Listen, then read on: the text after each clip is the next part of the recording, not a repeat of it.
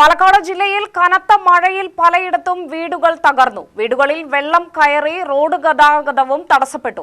മലമ്പുഴയിൽ camp തുറന്നു. ജില്ലയിൽ ഒറ്റപ്പെട്ട ഇടങ്ങളിൽ ഇടത്തരം മഴയ്ക്കും മണിക്കൂറിൽ 40 കിലോമീറ്റർ വരെ വേഗതയിൽ ശക്തമായ കാറ്റിനും സാധ്യത.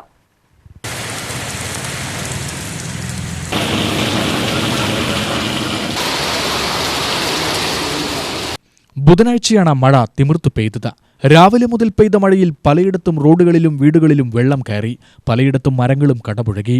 അലനല്ലൂരിൽ റോഡിൽ വെള്ളക്കെട്ട് കാരണം ഗതാഗതം തടസ്സപ്പെട്ടു. ജില്ലയിൽ ദുരിതാശ്വാസ ക്യാമ്പുകളും ആരംഭിച്ചു. മലമ്പുഴയിൽ മഴവെള്ളം കയറിയ വീട്ടുകാരെ പ്രത്യേക ക്യാമ്പിൽ പാർപ്പിച്ചിരിക്കുകയാണ്.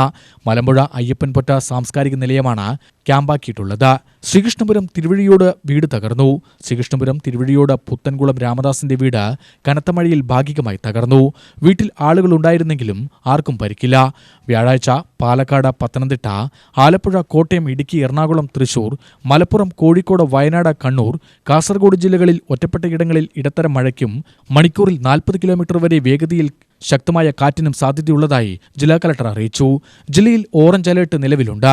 മറ്റു ജില്ലകളിൽ ഒറ്റപ്പെട്ടയിടങ്ങളിൽ നേരിയ മഴയ്ക്കും മണിക്കൂറിൽ 40 കിലോമീറ്റർ വരെ വേഗതയിൽ ശക്തമായ കാറ്റിനും സാധ്യതയുണ്ടെന്ന് കേന്ദ്ര കാലാവസ്ഥാ വകുപ്പ് അറിയിച്ചു. UTV news, Palakkad.